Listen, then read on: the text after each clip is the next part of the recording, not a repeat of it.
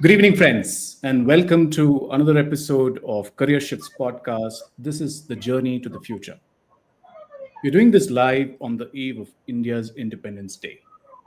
And while the nation celebrates political freedom, I've been thinking about a different kind of freedom, one that we rarely talk about: career freedom.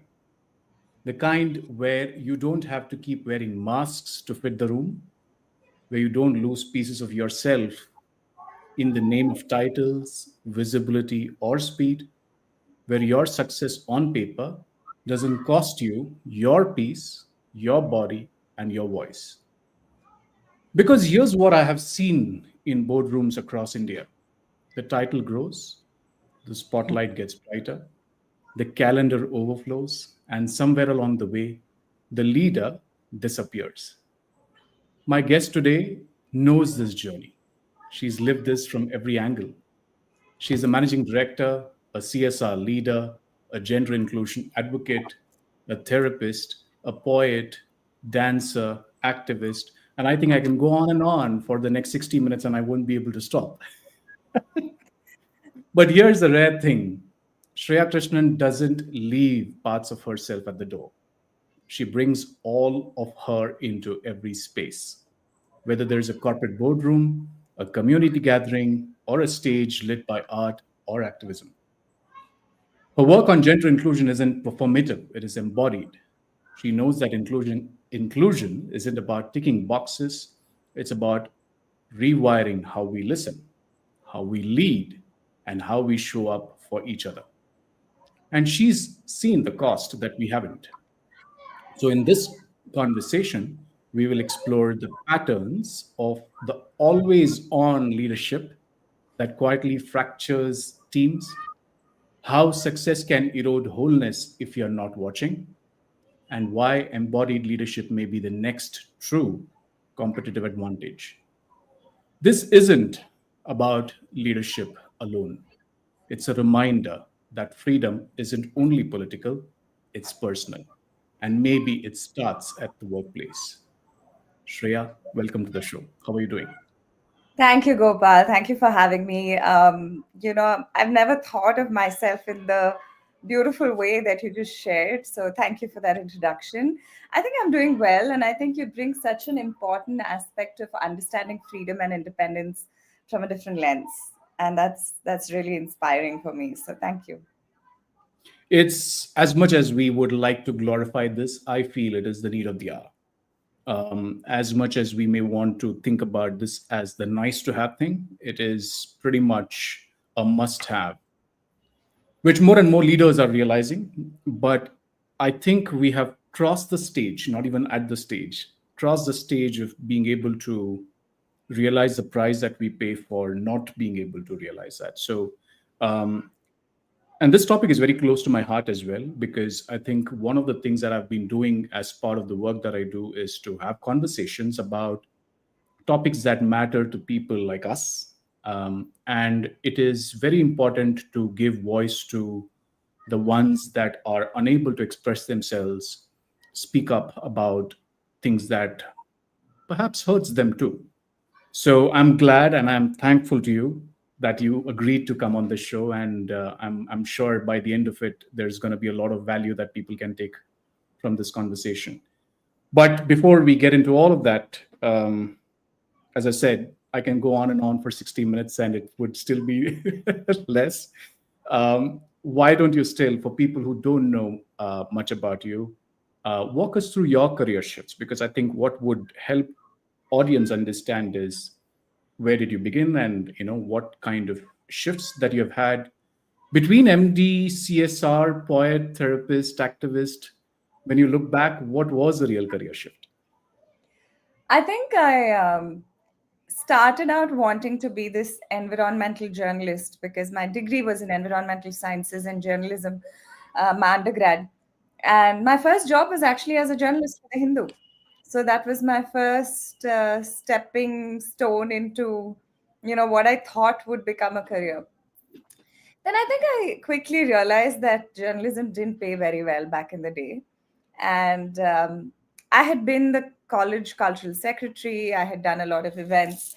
So I stepped very easily into events from there. So I moved to events, did events for a bit, then realized that I'm also good at writing, I'm also good at content, which is when I decided that I should sort of try and see if I can do a little bit something on my own. So I was an anchor. I was doing a lot of freelance gigs. And that's when Core Objects happened to me. Core Objects was after a year of freelancing and trying different things. I joined as marketing and comms. And at that time, my boss, who was there, left in 3 months. And they gave me his position. So I was all of 21, just out of college. And I had a team to manage. And I was head of marketing while I was still just very new in the system. And here I was with a responsibility which I had to understand. Being young, looking young doesn't really serve you well. So I had to adopt and adapt very quickly to being taken seriously. And I think every career shift that I've had has taught me so much. When I was at Core Objects, I also wanted to do my master's because by then I had worked for 3 years.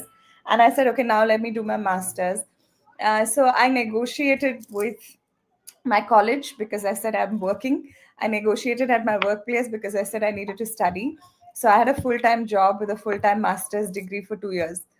Um, Talk about hustling, right? When I look back now, Yes. I'm like, I did have a lot of energy, clearly. But, I realized that every time you want to do something, I think it somehow happens because I remember by then Symphony took over Core Objects, and then, our team got shut down. It was great because I just finished 1 year of college. But then suddenly I had so much time on my hands. I was like, no, no, I need to work again. And that's when I remember moving to Collabra.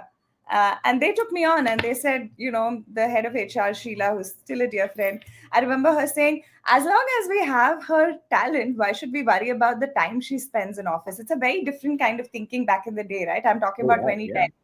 Yeah. Yeah. Yeah. So Yeah. 15 years ago. So she was like, no, let's bring her on. So I was consulting with them when I was again studying.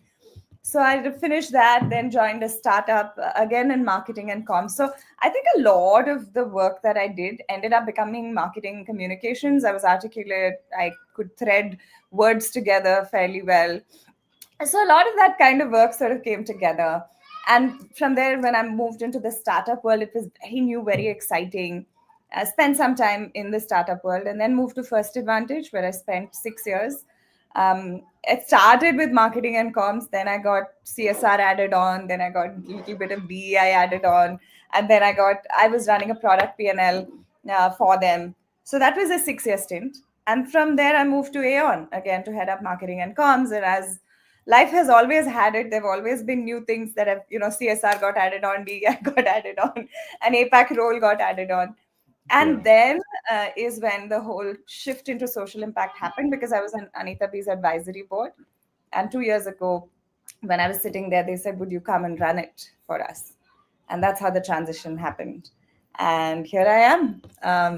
Many career shifts, many Yes. alternate career options. A friend of mine made me write down what are all my alternate career options if I ever want to choose. And it's scary because there are too many. So I don't Yeah. know which one I would pick. What all will So, you do? yeah, No, lovely. 20. I think yes, yes. I think one of the things that is more of often in conversations today is the entire importance of portfolio careers, Yeah, and how you really are able to not just realize what you're good at other than the identity that you carry along for so many years, yeah. but also how you're able to monetize that. So I think yeah, one thing you don't need to worry about is what would you do after what you're doing right now. No, I have many parallel career options lined up. Absolutely, absolutely.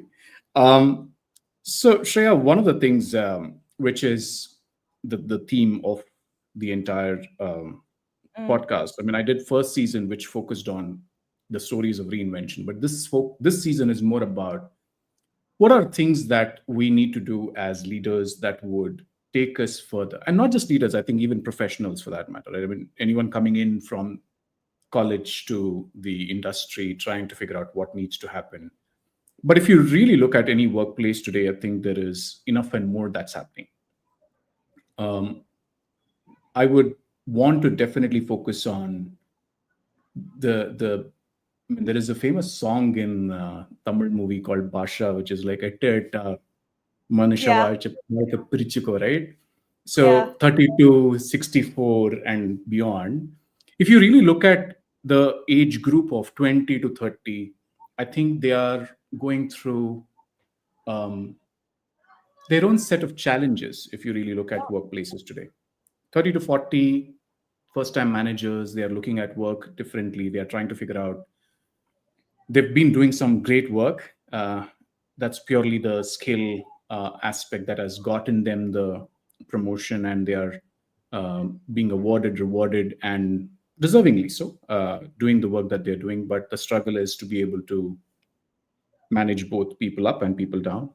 And that struggle continues even up to 45, depending on when you went through that journey. And then there is, of course, 45 and beyond, which is which in the moment that we are in, where most of the organizations are looking at talent very differently in terms of skills, competencies, attitude, etc. So my first, I would like to focus a little bit on the generation that we belong to, people who are in the leadership positions. Mm. What is your reading? I would like to understand from you. You're a coach, you mentor, you also provide guidance to a lot of people by because of the role that you play. What's your reading? And we could talk both for men and women, who may have very different struggles for that matter. Yeah, I think there are very different struggles, Gopal, especially with choices, right? What choices men are often left with aren't essentially ones that are empowering them. What choices women are left with aren't exactly choices that are empowering them either. And there are a lot of, especially, I'll start with the youngsters, right? The youngsters today are living in a world where, they're learning very strongly about boundaries, but at the same time, the kind of push that is needed for them to really push their careers to the next level, they don't want it. They're like, no, I don't want to do the hustle. I want to chill. I want to, take my own sweet time. I'll do this my way. There is that sort of framework that's coming in. Now, in a way, that's a good thing. In a way, it's also your youngest who could potentially take your organizations to the next level with that kind of energy. That energy is suddenly missing at the workplace. That fabric is suddenly, what we had before is not where it should be, right? Yeah. The first time managers have struggles because, let's be honest, we grew up in a culture that completely ignored team dynamics or sport, or we were always asked to be individual contributors, especially as Indians. We were Yeah. never encouraged to create, community learning, or none of that ever happened. And suddenly, from IQ to EQ, the shift that is needed, the emotional intelligence that you're asking for, has never been given to you suddenly as managers. So there is an entire system of managers that's really struggling because they don't know how to hold fort for this. They weren't prepped for it, they weren't coached for it. And there's only so much. I keep saying this, you can put presentations, but it's like a child. If you've had a child at home, irrespective of what you tell the child will only follow what it's experienced. The child will only do what the parents are doing. It's monkey see, monkey do. Yeah. Not monkey, same monkey do. Yeah, exactly. So Yeah. I think there is a fabric in our culture that's missing of Mm. several things. One is, of course, the IQ EQ struggle. Yeah. Two is we're all taught to people please, right? At our own extent of burnout. People we didn't like, we will be forced to interact with them. Even as children, we grew up in homes and environments that did not respect our boundaries. Coming back to boundaries and talking about it. So we were also a generation that was given no choice. This is what it is. You have to, there is a certain path set for you. Especially in my years, I remember the struggle of saying, I don't want to be an engineer was like the biggest. I said, I won't write CET because some godforsaken college will give me a seat. I don't want to be an engineer, but that because that was the only option that was given to us back in the day. You're either an engineer or a doctor, anything else you do after engineering, you know? Yeah. No, I said, I'm not writing CET only. You can put me, I will sit there and I will not give the exam. But I don't want it. So it was seen as rebellion. Choice was seen as rebellion. So a Yeah. lot of us, our generation of women, the reason you see them struggle with assertive versus aggressive is because we had to revolutionize our basic asks. That's why you Yeah. will see a very aggressive culture of the senior woman leader who's, Hmm. often feared, who's often, disconnected from her own softness. And this is all personal learning, right? I have been through that journey of Yeah. becoming the masculine to such a hilt that, you know, that you're so burnt out by just constantly putting on that revolutionary, rebellious front, which you don't often need to. Everybody doesn't have to be rebelled with revolutionized. That energy is not worth wasting. So when True. you look True. at the entire life cycle, whether it's career shifts, whether it's mindsets, whether it's people's struggles, and of course the whole idea of the entire baby boomer generation, that's such a big part of our world today, that's so ignored, right? We are looking at digital natives, we are building the world for all of them. And inclusion is also about all of these people. It's generational as much as it is gender. It is, neurodivergence as much as it's disability. There is so much we need to really think of as leaders to be able to really drive the conversation in a way that we can solve for the larger problems that are coming our way. COVID taught us a lot of lessons which we have very easily forgotten. Yeah. It's Agreed. already reversed, right? We're Yeah. back to all of the problems and probably more exaggerated today than it was then. And I think there are a lot of life lessons that we've left behind through the times that we've been through, which I think we need to integrate as we go along. There is a bubble that's going to burst. AI is bursting it already, Yeah. right? The number of jobs right now of people that have lost, like so many people are impacted, and the resilience to deal with career shifts, the resilience that's needed to reinvent, the ability to find different alternate paths, none of that was taught to us, right? We couldn't think of being the artist alone. The artists that are there today are still struggling because we Yeah. don't have an ecosystem that supports that kind of a career choice, right? Unless you're like the star A-listers that actually make it. So there's Yeah. so much of our fabric that needs to be held and seen and heard, and the stories shared for us to really heal from so much of what we're holding on to as generations, as people, as the planet. Well said. I would like to, I mean, last week when I was doing this session, the live session with it was with Deepa Mahesh, who is a therapist as well as a coach. She spoke a lot about trauma, Yeah, and we can touch upon that as well. But you mentioned you mentioned two words. One of it was burnout, right? yeah, Now you also mentioned how we have to, the real us and the us at work are two different people, right? We may want to do things very differently, we may want to do things or not want to do things for that matter, but we have, I mean, we keep getting pushed into doing things, and we do it. Now there could be two views to this. One is that, okay, a particular gender does more than the other, and it could differ based on where you what stage of life you're looking at. Especially what I've seen is people struggle in their mid careers because they have to do things which they perhaps don't want to be doing at that point of time. yeah, It leads to burnout. yeah, It leads to burnout that you can't even put into words. You can't even express yourself, and it kind of just gets worse and worse. And that's what is the toxicity that we see in the workplaces today. yeah. Are you hearing the same thing? Are you hearing this? Are you picking this theme up? Yeah, it is. And it's very, you're right about trauma. And I think it's very important to understand trauma and work with it and sort of know when you're in fight, flight, freeze modes. You Yeah. really need to know how to navigate them. You need to know what your triggers are. You also need to know what your glimmers are because you have to be very strategic, right? I don't know a game face because I don't have one. right? What you see, Hmm. all of me is what you get. I will dance on the table also. I will make the decisions also. My team is used to sort of seeing that. I think there is merit in being authentic, because then one layer of this, what is pushing you to be somebody else at the workplace, is removed. And I think Hmm. today workplaces are, or at least through my career journey, I have always been this person. Younger, I was a lot more energetic. I was bouncing off the walls with energy. Like my managers would have to sit me down and say, "Hey, sit down, focus."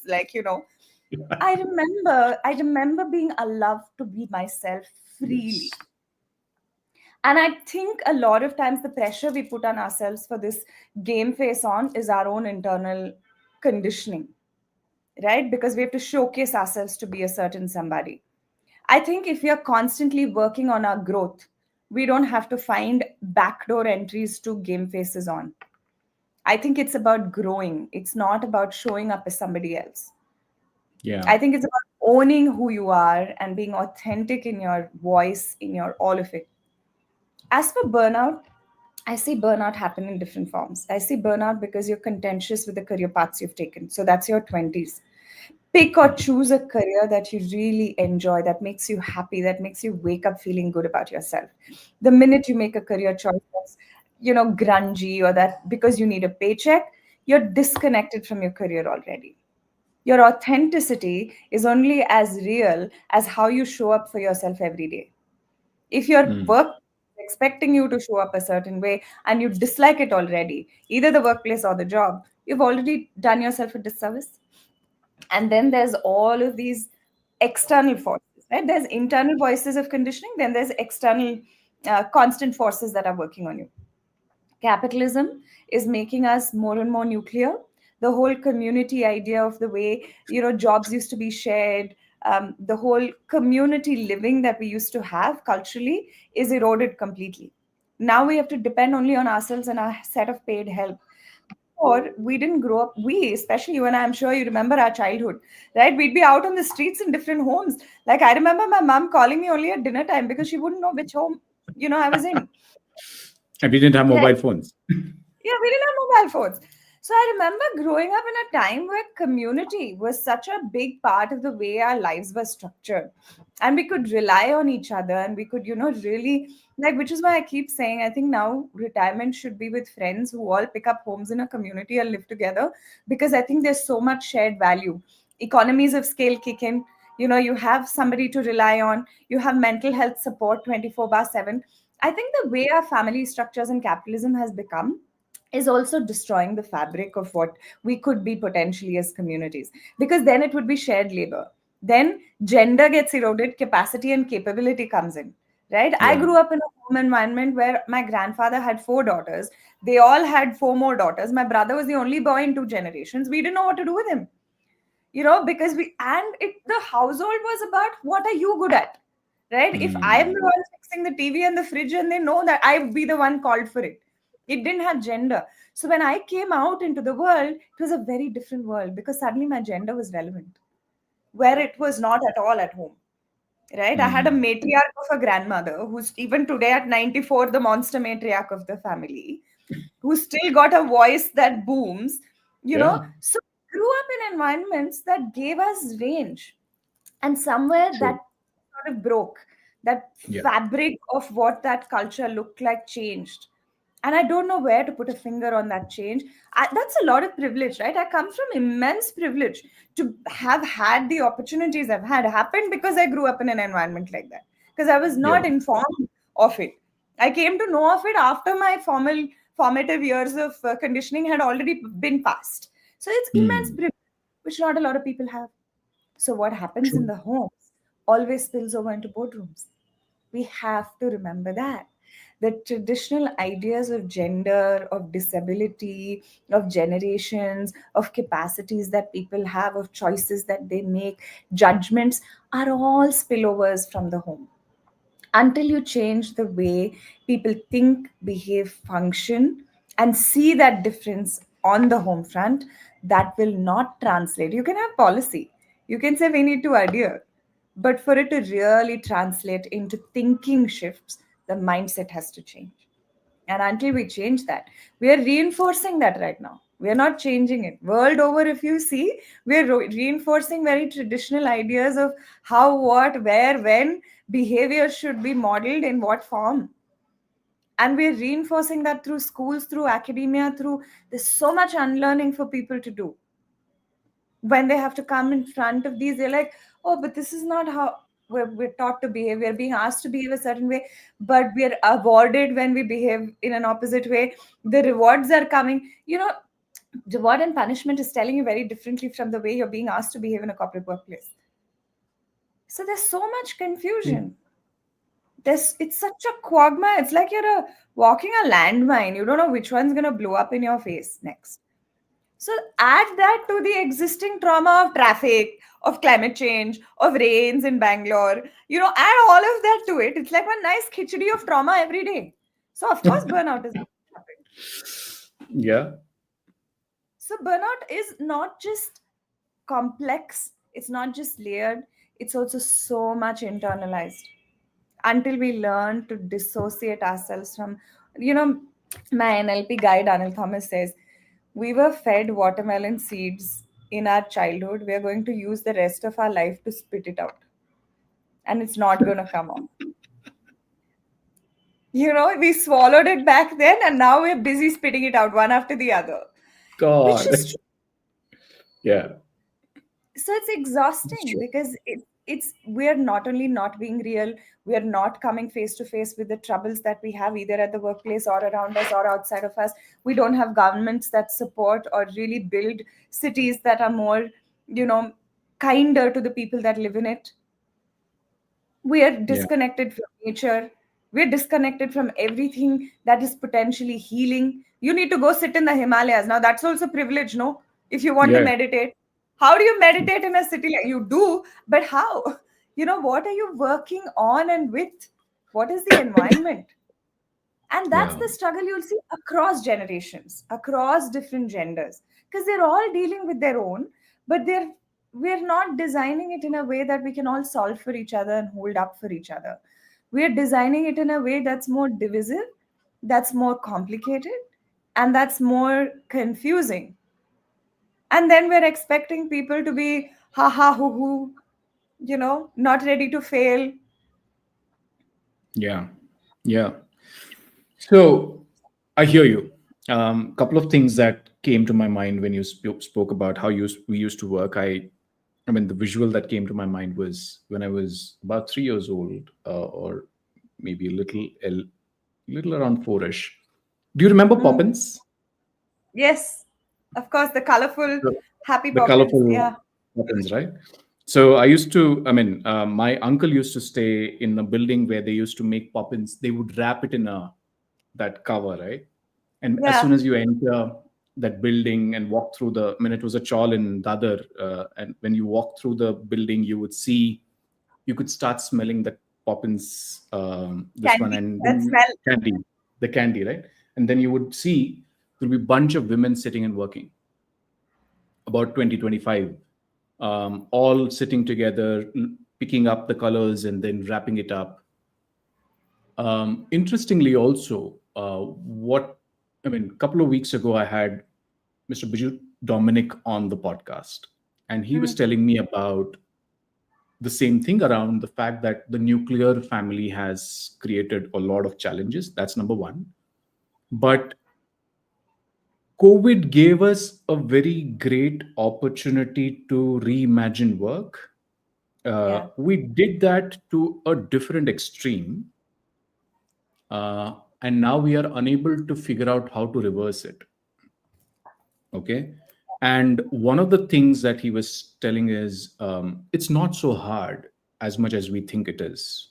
Because think about this, like, think about organized religion, and this was Yeah. his view. Hmm. How do they bring people to churches, temples, mosques every day, one day in a week, right? I mean, just one Yeah. day in a week, Yeah. and still are able to inspire outcomes beautifully. Uh, can people, leaders, HR learn that? I think what we have not been able to figure out is we make them come to work and still do the same thing that they would ideally sit at home and do. And then the argument is, well, if I have to come here and sit and work, why should I come to office? And you're right about the cities. They are very unkind, unfortunately. I mean, as much as I love Bangalore, being here, um, thinking about traveling 5 hours a day is something that makes me, I mean, rethink my career choices, to be honest, right? Yeah. So you're right on that. And burnout that way is much more deeper. But the question back to you, Shreya, is what's the way out? I think the way out is, I keep saying this to everybody, right? I have learned this the hard way. I have been burnt out. I'm one of those people who will not miss a single call because in my head I'm like, if I miss a call, FOMO, right? Hyper Hmm. achieving anxiety with ADHD is my clinically I have been told I'm hyper functioning. Hmm. I have hyper functioning anxiety and I have ADHD, right? So firstly, it is to understand how you function. The first thing to do is to go back into yourself. I Hmm. realized that I thought initially, even now, activist auntie, Morcha Mandali, these are all my nicknames in friend circles. Okay? Because initially it was all outward. The rage was Yeah. all going outward. Because Correct. I knew there were systemic functions, I knew all of that. Then I very quickly realized I'm losing my voice, my Hmm. energy, my centering in trying to go after something that is so systemic and so large that I can't change it alone. Hmm. When the shift happened was when I started meditating, when spirituality happened to me, when I started going further inwards into my own personal self. Sure. I realized that I didn't need to change. I just needed to adapt to the environment in a way that was conducive for me, Hmm. right? So that's when I realized this is my voice, this is my space, this is how I operate, this is what I can do. I'll give you an example. Last year was crazy. We were burning out because we were running through the clock. It was a small team, it still is. It was, us trying to bring this massive event together after a 5-year hiatus, all of that. Last year, we had internal struggles. This Hmm. year, the struggles are external because of geopolitics. Yeah. Okay? And this year, I've realized that what I learned last year, I'm able to apply so well because now I'm not letting what's external come into my locus of control, right? Because I know it's not under my control. I'm able to perform so much better this year as a leader because I am not reacting to every single thing that is happening. Because by now I Hmm. become numb. It's also numbness, right? Because at one point the onslaught is so huge. You're like, yeah, now what? We work with what we have.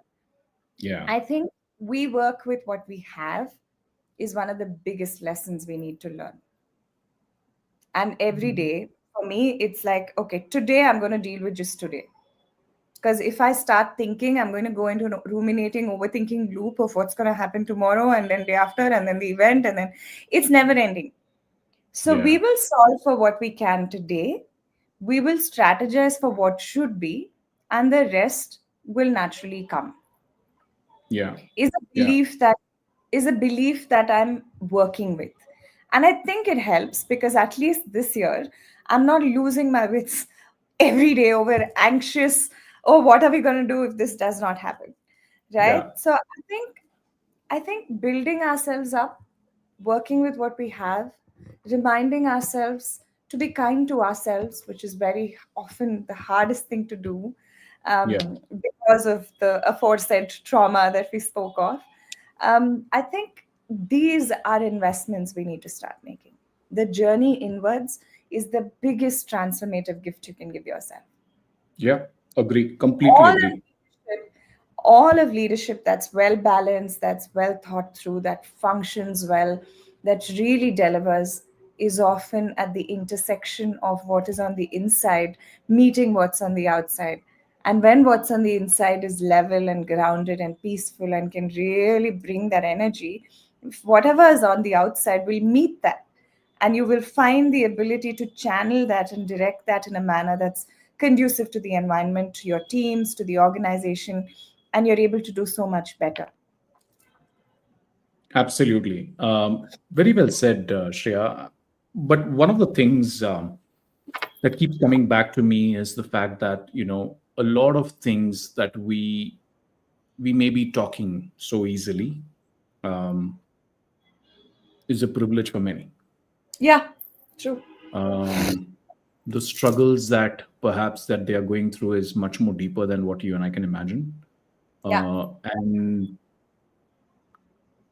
maybe it's not about the years of experience or age or gender per se, but in general, there are a lot of people who, perhaps because of the trauma that they go through, don't speak up. Um, is corporate India getting it wrong somewhere? Or do they need to do something different, look at this very differently? Firstly, I think the whole ERG idea is great, to have communities that come together and speak. But to have them in silos is not the best idea. Let the Hmm, women share with the men. Let the people who, to have like a cluster of disabled folks speaking to each other about their struggles, to have women who know of who individual struggles that they're all going through, to get them to talk to each other is the same echo chamber then. correct. Change Correct. happens when you are together. Change happens when you remove hierarchy. Day before yesterday, we had our Bombay Roadshow, and Jemith Doshi, who was speaking, he said, "अरे यार तुम लोग CEO Mercedes से उतर के अभी तुम थाने का ट्रेन पकड़ के उतरने की कोशिश तो करो कभी मैं करता हूँ बीकेसी से हाँ? निकल रहे हो ना सो बीकेसी से निकल रहे हो और बोल रहे हो he's like यहाँ से 6 बजे निकलने की किसको हो सक like you won't get a cab, you won't get an auto, you won't get he's like No सारे के way. सारे काम कर रहे हैं right so he was talking about I think as leadership we have a responsibility to understand or at least attempt to understand we may not be able to process it we may not be able to function with it but we need to experience what people in our organization go through. Hmm, very Domino's well has said. this beautiful thing, right? The CEO will go and work in a shop floor or in the kitchen, make a pizza, and spend time there to understand. You cannot sit in a position of authority and power and define life for millions out there. And this is true for leadership across the board, right? Whether it's a Yeah. politician, a DKS will happily say nothing can be done. Even God comes, he can't save Bangalore because Hmm, that man is sitting on that kind of privilege because he's not wading through sewage water that is entered, right? Land today in Bangalore, all of the Lakeview apartments are on top of lakes yeah. because if the lake was shut down, where is the lake? Look down, you're on it. So when it's raining, obviously it's on low lying. Water will So come obviously in. the Yeah. water is coming in. So when we're building cities, organizations, spaces, products, services, we need to break the power hierarchy. We need to stop building from privilege. And the only way to do that is to be more diverse and more inclusive. I have said it. Irrespective of what the world thinks of it today, I am I'm saying it over and over again. It is strategic because then you will build cities, you will build products, you will build services that have access, that are more able, that you will automatically be more profitable because of the investment you made. Long term gain versus short term trigger happy gratification. As long as we are seeking trigger happy short term gratification, we are screwed over. And that's what is happening.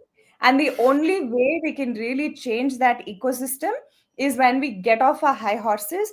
Firstly, understand that this world was built by white men, and we need to stop, adhering to those cycles that have been shoved down our throats. We keep saying culture, culture, culture. Whose culture? What is Yeah. diversity in India today? Today, diversity in India is a very whitewashed, very well dressed, or what does DEI look like? The reason right now the DEI under attack is impacting us is because we never broke down DEI into caste, class, status, region, regionalism, the Well, Kaveri issue. These are all our diversity problems. yeah. What are we working with Very as a true. diversity agenda? A very chewed down agenda that is thrown at us. Is saying adhere to this. Sorry, it needs to be broken down. We need to look at gender from India's lens. We need to Yeah. look at problems from the India perspective. The Yeah. global version has to have local in it. It just can't be global in language, But but global. not in action. Yeah. Actions have to be local, real, on the ground. Solutions have to be on the ground. The Yeah. reason you will see so many unicorns today that are solving for real issues on the ground doing really well is because they're solving at the grassroots level. Correct. Correct. Problem solving for people can only happen when you experience the problem, when you become the customer, when you live the life of the customer. Every Yes. leader live the life of the employee at the lowest rung of the ladder, in the middle rung of the ladder, and the topmost rung of the ladder. Only then can you solve for internal problems. Every CEO, every leader should live the life of the customer across the customer base. We are Yeah. not data and numbers, we are human experiences. Each individual, a unique, you know, print, thumbprint, just like thumbprints. The minute we get categorized as data and anecdotal references, that's all we will be. Correct. Very well said. Shreya, you touched upon a very interesting and an important point of diversity. And I know there is a lot that's being spoken about, being looked at very differently, given all that's happening from a geopolitics standpoint. But my observation, and I'm no expert on this topic, I'm sharing this perspective purely as an observer who has seen things happen from an outside perspective. But if you really talk about the discussions that are happening around the diversity space, Mhm. more often it is around gender. Yeah. Rarely do we get beyond that to talk about aspects which could be um, health, it could be neurodiversity, it could be, as you said, caste. Maybe caste does not really make sense from a corporate lens perspective, but it's still a very important topic for us in India as a country. Uh, what is going wrong? I mean, why are we not really looking at diversity the way it should be truly looked at? Is it lack of awareness or lack of willingness? I think it's a combination of many things, right? I think firstly, if you see most disabled tech founders have somebody in their family or close to them that have a disability. Mm, Okay. true. Most fathers become very vocal about equal rights and equality and equity when their daughters are coming into workplaces, right? Neurodivergence is better understood when you again are yourself or someone close to you has a neurodivergence issue that's very obvious and in your face, Correct. right? So I think it's not really lack of intent, it's lack of understanding, awareness, all of that, but it's also lack of experience. Because like I Mm, said, sports, art, all of these things that would teach you cultural nuances were removed from you in your ninth standard, and you were asked to focus on marks avangindava, bring home the marks card. yeah. So the minute you focus on not building, and then you are saying empathetic leader, compassionate leader. I'm sorry, but you didn't teach us that. And now suddenly, as leaders, you're expecting us to operate from it like it's the most natural thing. Yeah. So it's a rewiring that is needed. And if the academic system cannot rewire it, and if organizations cannot rewire it, it is the responsibility of leaders at the helm of these institutions to really go inward, to really reframe it, to really change the narrative, to move it in a direction that is actually going to change the way things work. Why is a rework so amazingly possible today? Because somebody reimagined work in a very different avatar, True. True. True. right? How does community build the way it does? Because people are Yeah. able to see each other for their human experiences and hold space for each other. So I Yeah. think it's responsibility of the leader to really step into that and really experience it human to human. Not because it's a child or a daughter, but what if it was me? I keep saying that, when people say, oh, what if it's your mother, sister? No, no, no. What if it was you? What if I remember when I was on a wheelchair for 3 months, I remember how different the world was. Mm. And I understand when disabled people say, I don't want your empathy. I just want to be respected and I want access. I want to be able to move like I can. Yet, how many of our public places are disabled friendly? Exactly. Right? How many of our conferences have sign language interpreters? It's a small thing. Very small thing. We don't even They, make, I mean, attempts to get them, right? I mean, as if it is, and there comes the inclusion and exclusion conversation, right? exactly. Um, So how are yeah. you going to let your market dissipate? And my CEO Brenda Darden Wilkerson, she says it so beautifully. She's like, why are you leaving that money on the table? It's money on the table. It's product. It's business, right? The more wider your audience, the more there is money available to you. The more profitable you are. Why would you leave that on the table? I mean, today there is enough research to tell you that when you're more diverse, when you're more inclusive, when you're more sustainable, when you're more earth conscious, you tend to do better as businesses longer term. Your profitability is higher, your productivity is higher. There's enough research to show that. Yeah. It's not charity anymore, but as long as you think it's charity, you will only see those numbers as a used case for the charity, not as strategy. The shift is from charity to strategy. Otherwise, we'll burn out on this. We'll burn out as Yeah. leaders, we'll burn out as people because we're still trying to uphold and, continue and perpetuate in the same cycles that are Yeah. handed down to us without breaking Yeah. them. Yeah. Are these deep rooted biases and conditioning that we are struggling with as humanity?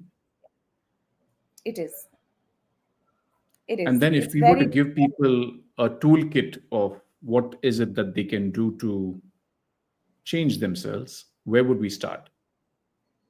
again, I remember this, the woman who's sculpting herself, the sculpture where she's got the chisel and I Yes. think it's that.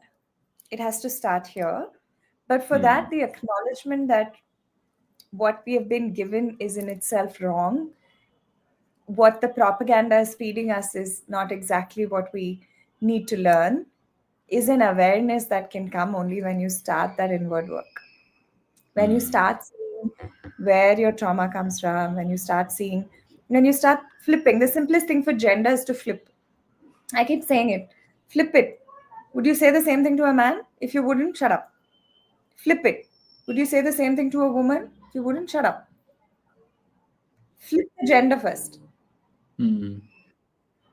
That's a direct correlation of judgment based discrimination based on somebody's gender. Yeah. Same with ableism. Would you say this to an able bodied person versus somebody disabled? Again, the same thing. Because respect is collective, respect does not have discrimination attached to it. Yeah. Yeah. So the work is inward. The work is to Hmm. understand our upbringing, our education. The cities we grew up in have a huge impact on the way we engage with life around us, irrespective of this. You are from Bombay. You know what growing up in Bombay did to you, irrespective of Yes. the fact that you're in Bangalore now, right? Because the formative Absolutely. years where we spent our time is how it will inform the rest of our life. The Absolutely. formative ideas of what success is, what success means, what failure means, how is it perceived, were you shamed for failing? All of that informs your relationship with what you think is successful. Hmm. Hmm. Hmm. Hmm. You have to redefine your idea of success because Yeah. the whole idea of what is success like, if it's going to hurt, then it's not success at all. It's success that you were told that you should get or attain. That's what's Yeah. hurting because this is not your definition of success. Absolutely. I'm going to make a plug in there about the book that I'm writing, which is called The Other Half of Success. Very interesting. But yeah, I mean, A question that is coming to me at this point of time in the context of what you just said, not now, but just a little while earlier, is how biases are there for sure, but the fact that we are excluding one party over the other is so much prevalent, right? So the fact that you will have these communities of people which will be only the echo chambers of communities that would Yeah. talk to without really us understanding or listening to the others. While it's a great initiative that you are at least trying to put together, but it is coming at the cost of not hearing diverse perspectives. Yeah. What can organizations learn from this, and what can people like us learn from this, and what should they do differently? I think to really nurture conversations over lunch, to change water cooler conversations from gossip to shared storytelling, Yeah. um, to have plugins of people who are probably chosen, who are popular, who have a voice, um, and coach them first, and then release them into the wild, so to say. Mhm. So when somebody says or makes a comment, this person will stand up and say, "But why? Why did you say that?" With kindness. Change comes when you're able to be kind to the person that's causing the discrimination because it's coming from a space of shadow, it's coming from a Sure. space of lack. And the minute you're aware of that and you use kindness and empathy to change the way somebody behaves, I learned that again the hard way because I went raging, angry, all of it, and I couldn't change anybody with my anger. I could change or use that anger to fuel something. And that fueling, when it came with kindness, it came from rage, but it was delivered with kindness. It would manage Mm. to change people. So we really need to find the collective of allies who see this not as just one problem, but the systemic collective of the problem that it is in Yes. itself. And we need to Very start in true. school.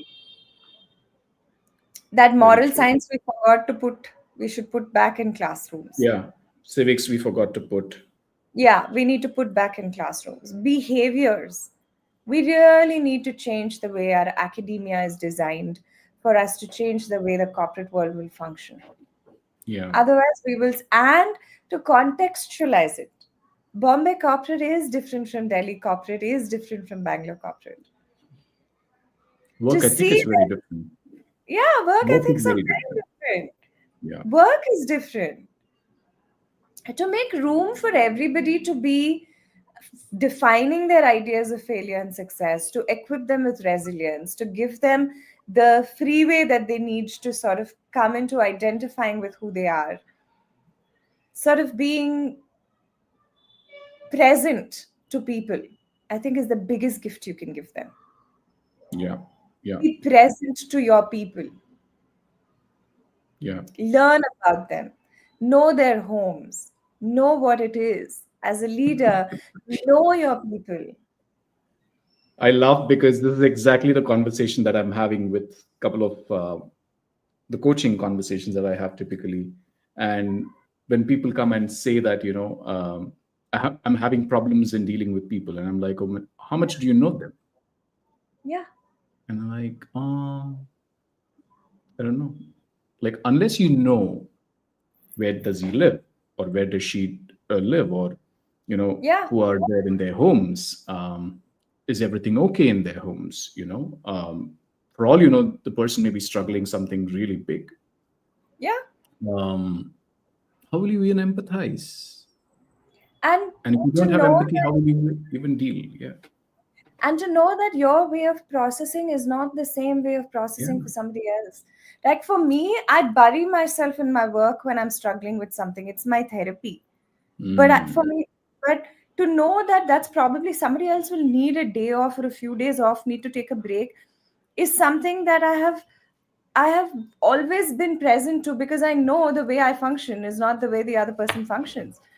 The Yeah. way Gopal will deal with a hard day at work is not the way I deal with a hard day at work. Absolutely. Absolutely. And to We give all have the our range, mechanisms. yeah, Yeah.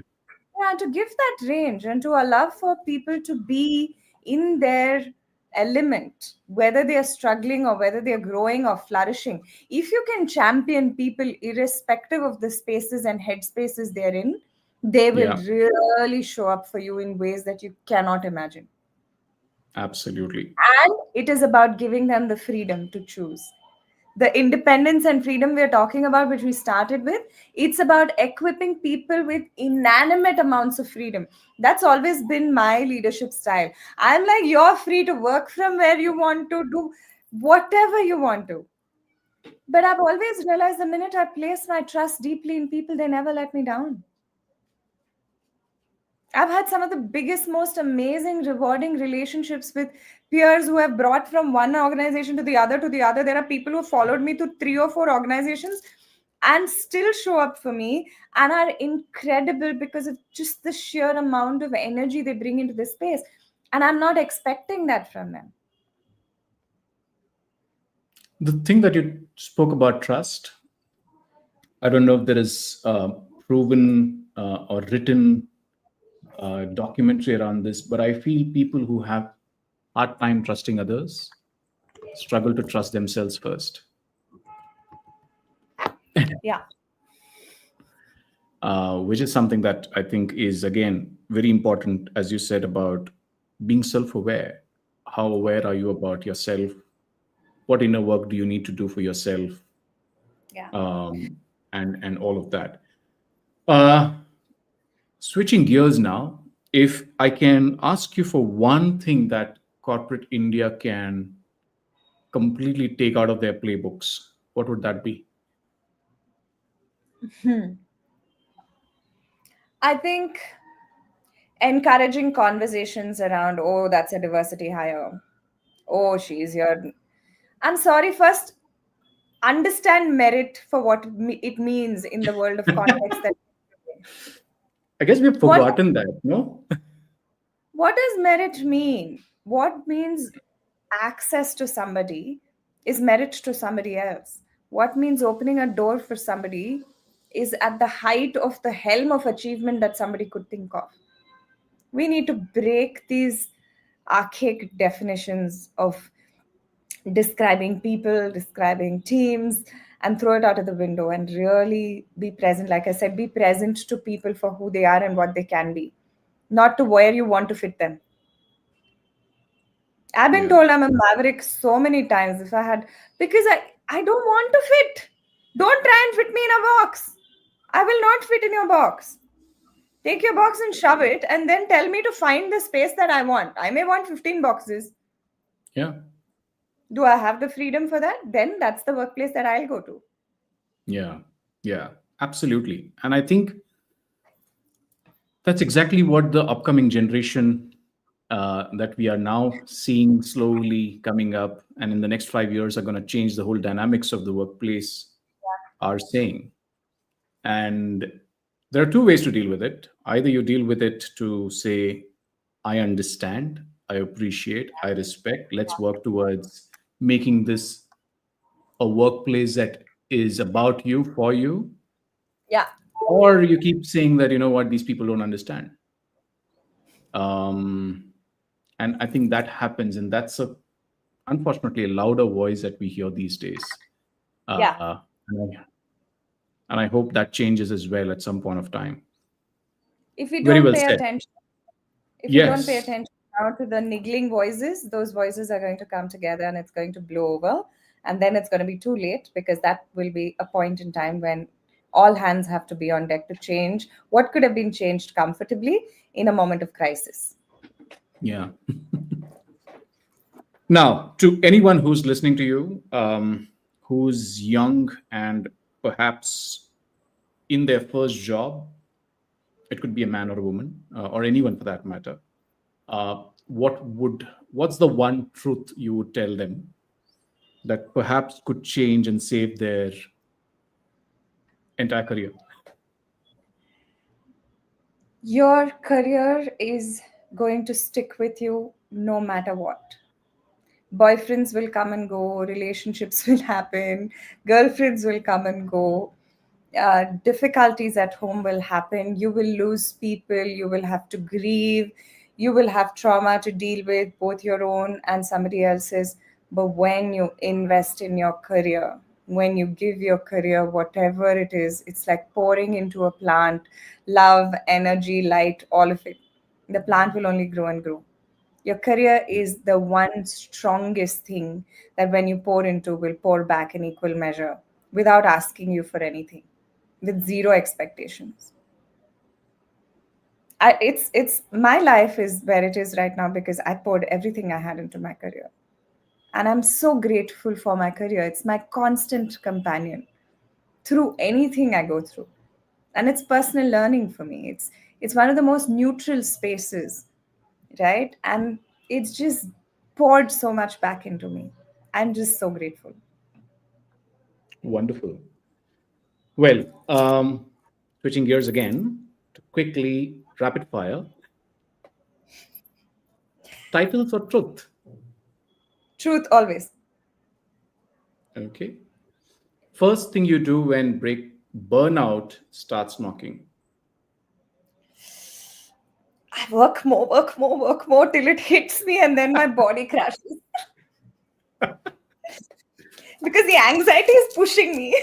So I'm Yes. like, Yes. A leadership cliche that you would happily banish.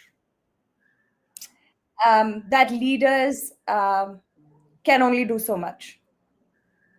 I think leaders can do everything. There's Mm. so much more a leader can do than what we think is perceived. Well, unfortunately, a lot of leaders struggle with this very basic understanding um, that they feel, and we have spoken enough about this in our earlier podcasts as well, which is someone else has to tell me that I have to do this, or I don't have the authority to make this happen. Um, We and can change the world single-handedly if we decide that that's what we want. It's about exactly, placing our energies where we need it to be placed. yeah, absolutely. One daily habit that keeps you grounded. Meditation, chanting, I think I've realized that it helps. And walking bare feet on grass. It's the easiest hack to ground yourself. Hard to find in Bangalore these days. So for that matter, any Yeah. city. Ground, just ground. Just walking bare feet on ground. That's it. Freedom in one word. The ability to just be. Be. Be. Lovely. Shreya, lovely talking to you. I know there was an entire section of Shreya Krishnan that we couldn't touch, the artistic aspects of what you do. Perhaps another episode. We could probably only dedicate an entire section on that. But thank you for sharing your views, as always, candidly, boldly, the way you do. If there is any parting thought for the audience listening in, what would that be? Be present to yourself, to people around you. Just be more present. Lovely, lovely. Thank you so much. Appreciate it. Um, it was not just a conversation that perhaps spoke about the hard realities that we all go through, but also some interesting reflections that one has to look into as to what is it that I can do differently as a leader. So Yeah. the words that perhaps stays with me as well as a lot of listeners who listen uh, would be about what can you do to become more aware about yourself? What can you do to take charge when you have to? Yeah. And I think that is the idea of freedom in many ways, right? The freedom to think differently, the freedom to say no when you're expected to say yes, the Yeah. freedom to lead without losing yourself in the process.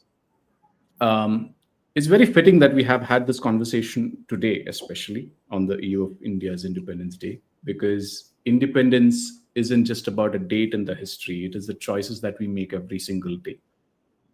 Well, we got the political freedom on in 1947. Yeah. Career freedom is something that we have to claim every single day, every single moment. And for many leaders, that freedom begins when we stop measuring ourselves only by titles, targets, applauses, followers, and start measuring it by how we feel, Yeah. really, how we feel when the light goes off. If you're listening to this and feeling that it is something that resonates with you, please share it with people. This is the kind of conversation that you would like for more people to hear, listen, and perhaps also reflect for themselves. Because the truest celebration of freedom is to live and lead on our own terms. Happy Independence Day in advance. Live boldly, live freely. Until next time, stay free, stay whole, stay with us. Career Shifts Journey to the Future. The journey continues. Thank you so much.